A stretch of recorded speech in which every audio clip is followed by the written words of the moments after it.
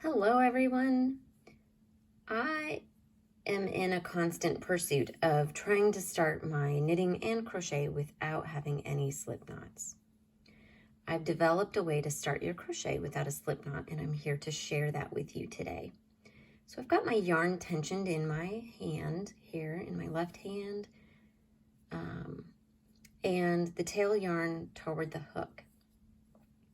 I'm going to go toward the left side of my tensioned yarn, and I'm going to drop the hook, kind of point it toward me, and put it under the tensioned tail yarn. Draw up a loop from that working yarn, and I'm going to make sure that the tension, you see how it's got some space there? I'm going to bring that the second loop through the first loop and just drop that loop.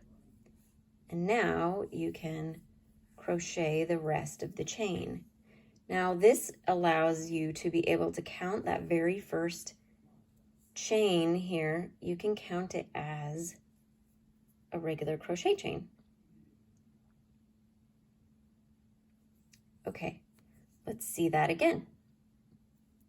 Tension your yarn, leave a tail for enough room to weave ends to the left or to the inside of your hand. If you're left-handed, you're going to want it to be toward the inside of your hand, not to the left, but you'll be to the right.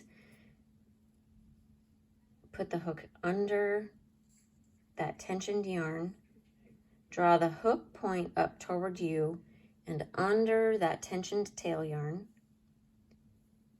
Draw up a loop from the working yarn. Make sure that you're leaving a gap so that your hook can go through. Don't tension it too tight or it makes it impossible. Pull that second loop, draw the second loop through the first loop, and then continue to tension.